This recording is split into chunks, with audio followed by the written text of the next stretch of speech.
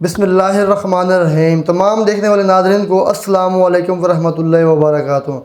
आज की जो हमारे पास वीडियो है, टॉपिक है, वो हम दिखाने जा रहे हैं जो पंडित बल योगी हैं, वो अक्सर मुसलमानों के सपोर्ट में बोलते रहते हैं। तो आज हम उसकी वीडियो लेकर आए हैं कि वो आज उनकी जो वीडियो है वो मुसलमानों के जो सपोर्ट में क्या बोलने जा रहे हैं, और उसके बाद हम जो इनके जो सवालात वगैरह जवाबात वगैरह हैं वो हम कुछ डॉक्टर जाकिर नाइक साहब से भी सुनेंगे। तो दोस्तों, बहुत ही प्यारा खूबसूरत ये हमारे पास वीडियो है। तो स्टार्ट करते हैं वीडियो को एंड तक लाजमी देखना है। चलते हैं, स्टार्ट करते हैं वीडियो। उन्होंने जो है नमाजियों के पीठ पर लात मारी जब वो लोग सजदे में थे। पूरे मुद्दे में साथ बात के लिए मौजूद है पंडित बाल योगी विजय शर्मा, जो तमाम मुस्लिम के मुद्दों पर तो बोलते हैं बल्कि देश के तमाम मुद्दों पर मुखर होकर बोलते हैं। पंडित जी, कल की घटना को कैसे देख रहे हैं आप? इतनी बेशर्मी तो आज तक नहीं देखी जितनी कल देखा हमने। तांडव मचा दिए हैं, लात मारना सीख रहे हैं बेशरम लोग। पहले छिप छिप की गोली मारते थे जी, फर्जी मुकदमे लगाते थे, उनको जेल में डालते थे। क्यों जुल्म किया जा रहा है इतना जनता पर? सड़क पर हम नहीं मानते उनको मुसलमान, हम देश की जनता मानते हैं। अभी मुसलमान धरना दे देता, विरोध करता, तो कहते हैं कि देखो हिंदू के त्योहार में मुसलमान झगड़ा करना चाहता है, त्योहार हिंदुओं का अच्छा नहीं लगता जी। पर कल की घटना किसने की, इसका जवाब उसकी इंक्वायरी हो। लेकिन पुलिस ने जो लात मारी, जो घटना सामने आई, लेकिन उनकी तरफ से भी ये कहना है कि भाई सड़क पर नमाज पढ़ने की क्या जरूरत थी? इससे पहले नहीं पढ़ी गई, आज तक पढ़ी जाती है, उसी जगह पढ़ी जाती है। नमाज पढ़ने में 4-5 साल तो लगता होगा। नहीं, 5 से 10 मिनट हार्डली 10 मिनट दुआ हुआ करके जी। लेकिन अगर उनसे आप कह दो कि भाई आप सिर्फ नमाज पढ़ के जगह खाली कर दो, सिर्फ नमाज पढ़ सकते हो, 5 मिनट के लिए है, 5 मिनट बहुत है। ये इंडिया में पहले चलता था, यार भाई तुम 5 मिनट मेरा सामान देख लो, हम नमाज पढ़ के आ रहे हैं। जी जी, और लोग देखा करते थे। पुलिस वाले भी खुश होते थे कि यार हम ये काम करिए कि आप ये चौकी बेटा तुम 2 मिनट बैठे रहो, साहब आएंगे देखते नमाज पढ़ने गए। हमारे भी एक अंकल जी थे, रियाज नाम था, पुलिस में थे, हमारे यहाँ ड्यूटी लगती थी चौराहे पे उनकी। बेटा तुम बैठो, हम नमाज पढ़ के आ रहे, अगर राउंड पे साहब आए तो कहते नमाज पढ़ने गए। ये तरीका था। आज नमाज पे लातें मारी जा रही हैं। इतनी नफरत कहाँ से? ये नफरत कहाँ से आई नफरत? कौन बोल रहा है?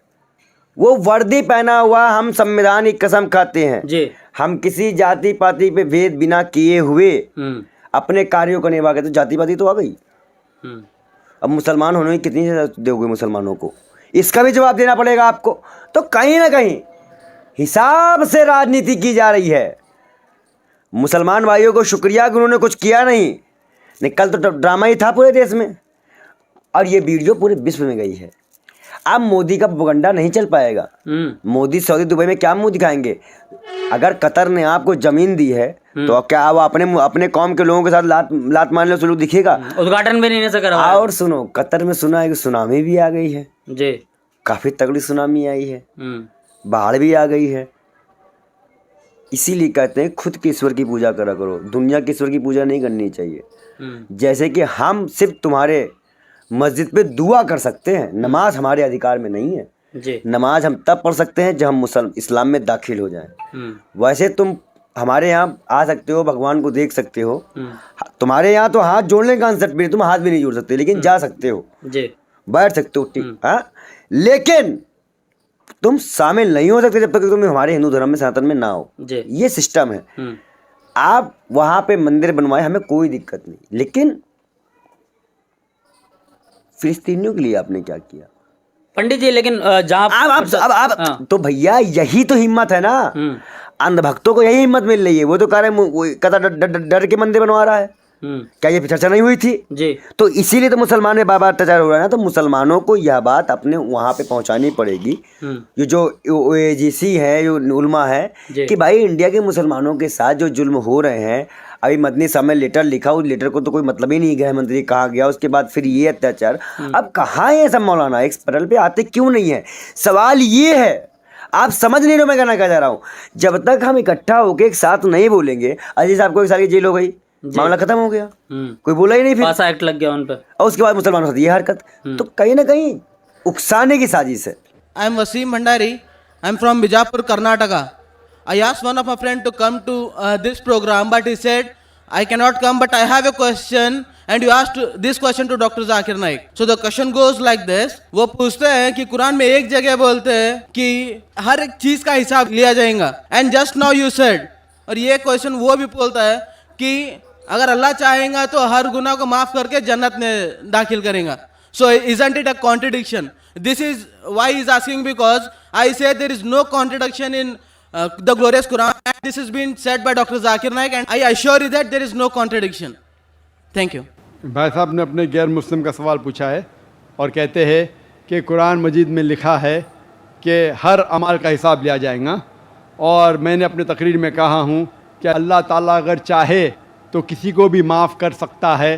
तो ये कॉन्ट्रडिक्शन है कि नहीं? जो लोग को कुरान के बारे में इल्म नहीं है उनको गलतफहमी हो सकती है कि कॉन्ट्रडिक्शन है.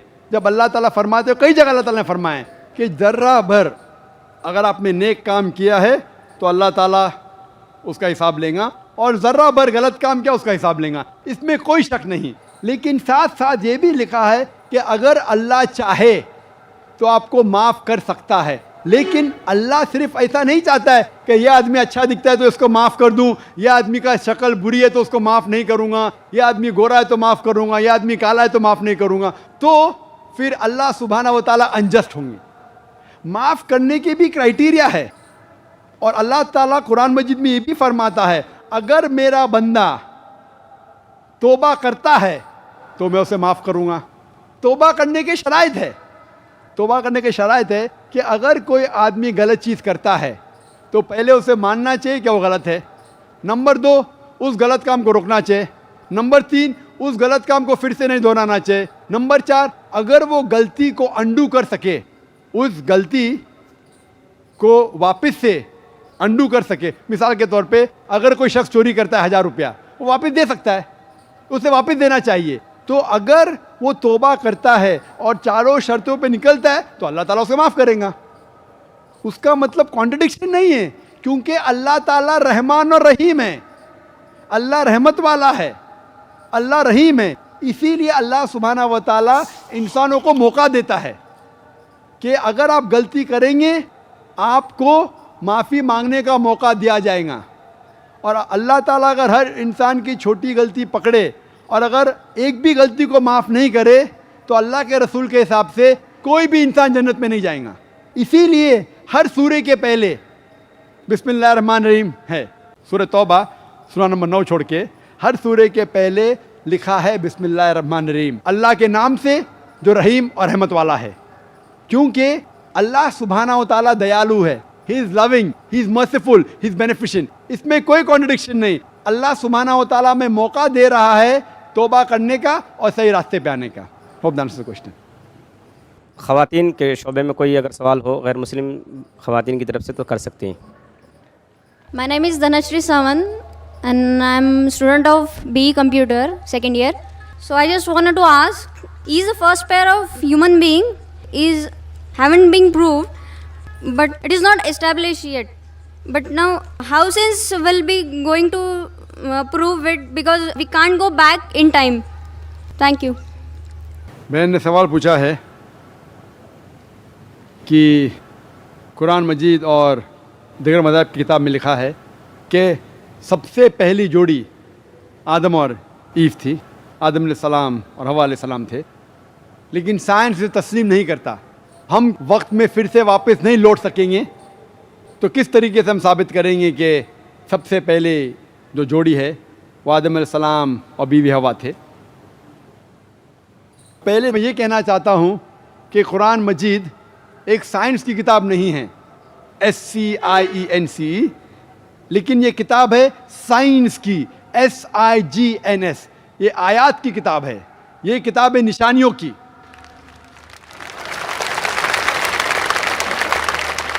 और कुरान मजीद में सब साइंस के फॉर्मूला नहीं हैं, लेकिन कुरान मजीद में 6000 से ज़्यादा आयतें हैं, 6000 से ज़्यादा निशानियां हैं, और इस 6000 में से 1000 से ज़्यादा अल्हम्दुलिल्लाह साइंस के बारे में बात करती है. और मैं ये कहना चाहता हूँ कि साइंस इतनी एडवांस नहीं है, तो मैं क्यों कुरान मजीद में हर बात पे अमल करता हूँ. जो भी कुरान मजीद में लिखा है साइंस के बारे में, अगर आप मेरी तकरीर सुनेंगे, मिसाल के तौर पे हम कह सकते कि 80% साइंस प्रूफ कर चुका है कि जो भी कुरान में लिखा है 100% सही है। 80% जो कुरान में लिखा है साइंस ये साबित कर चुका है कि 100% सही है। अभी 20% इज एम्बिगुअस, जो हमें पता नहीं। इस 20% में से एक भी फीसद अभी तक साबित नहीं किया गया है कि वो गलत है। अननोन, एम्बिगुअस, पता नहीं, तो हम डालते हैं उसे डाउटफुल कैटेगरी में। Doubtful, we don't know.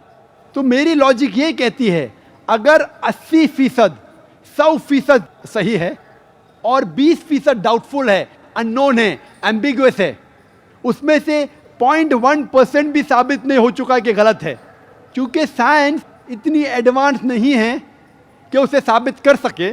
तो मेरी लॉजिक ये कहती है कि ये 20% भी इंशाअल्लाह सही होगा। और इस 20% में आता है कि पहली जोड़ी इंसान की थी आदम अलैहिस्सलाम और बीवी हवा। साइंस इतनी एडवांस नहीं कि ये कह सके कि इस ज़िंदगी के बाद और एक ज़िंदगी है, लाइफ आफ्टर डेथ। आखिरत के बारे में साइंस इतनी एडवांस नहीं। साइंस ये नहीं तस्लीम करती जो कुरान में लिखा है कि कुरान में ज़िक्र है जन्नत और दोज़ख का, कुरान में ज़िक्र है जिन का। साइंस अब तक इतनी एडवांस नहीं कि इसके बारे में कह सके कि ये सही है। तो बहुत सी चीज़ें जो कुरान मजीद में लिखी थी 1400 साल पहले, अक्सर चीज़ें साइंस तस्लीम नहीं करती थी। लेकिन आज साइंस एडवांस होने के बाद, साइंस तरक्की करने के बाद 80% से ज़्यादा हम ये कह सकते हैं कि साइंस आज तस्लीम करती है कि 100% सही है। इंशाअल्लाह हो सकता है कि 50 साल बाद, 100 साल बाद, 200 साल बाद साइंस ये भी तस्लीम करेंगी कि जन्नत है, दोज़ख है, जिन है, एंजल है, और ये भी तस्लीम करेंगे कि पहली जोड़ी आदम और बीवी हवा थी। सर आपने ये वीडियो देखी क्योंकि डॉक्टर जाकिर नाइक साहब बहुत बड़े आलिम हैं, तो उन्होंने ये उनसे सवाल किया कि अल्लाह पाक एक है, क्योंकि अल्लाह पाक छोटी से छोटी जो है गलती वो माफ़ कर देंगे और छोटी से छोटी गलती की जो आपकी गुनाह जो है वो पकड़ा जाता है। क्योंकि इस पर ये होता है कि अगर आप गुनाह करते हैं तो उसकी तौबा करते हैं सच्चे दिल से और तो उसके दोबारा वो काम नहीं करते तो अल्लाह पाक हमें माफ़ फरमा देंगे। तो इसी तरह यानी हमारे जो है दीन इस्लाम में सबसे पहली बात ये है कि हमें मुकम्मल दीन पर चलना चाहिए, क्योंकि जो हुज़ूर अकरम हज़रत मोहम्मद मुस्तफ़ा सल्लल्लाहु अलैहि वसल्लम का प्यारा दीन है उस पर अमल करना चाहिए और हमें तमाम मुसलमानों को इस पर अमल करने की तौफ़ीक़ अता फ़रमाए और इस पर अमल पैरा होने की तौफ़ीक़ अता फ़रमाए। दोस्तों ये थी आज की हमारी वीडियो। जिस तरह आपने ये सवाल वगैरह, जिस तरह पंडित के आपने सपोर्ट देखी मुसलमानों के बारे में, इसके पहले भी वीडियोज़ वगैरह आती रहती हैं, वो सपोर्ट करते रहते हैं मुसलमानों को, क्योंकि इंडिया में जो हालात वगैरह चल रहे हैं, क्योंकि देखें वहाँ पर बहुत ज़्यादा आबादी है इंडिया में मुसलमानों की, लेकिन उनके कोई भी ममालिक हो उनमें तमाम मज़ाहिब को हकूक़ हासिल होने चाहिए अपनी इबादत करने के लिए, चाहे वो कोई भी मज़ाहिब हो, चाहे वो कोई भी मुल्क हो। तो तमाम से यही है कि आपने जिस तरह देखा, क्योंकि आपने मुस्लिम ममालिक में देखा कि वहाँ पर जो है दुबई वगैरह है, इसके अलावा और भी बहुत से ममालिक हैं जहाँ पर हिंदू यानी वहाँ पर काम वर्कर करते हैं या वहाँ रहते हैं, तो वहाँ पर वो अपनी इबादत के लिए इबादतगाहें बना रहे हैं। तो इस तरह मुसलमानों को भी इंडिया में आज़ादी होनी चाहिए और मुकम्मल तौर पर। दोस्तों ये थी हमारी आज की वीडियो। नेक्स्ट वीडियो तक मिलते हैं, हमें दीजिए इजाज़त। अल्लाह हाफिज़।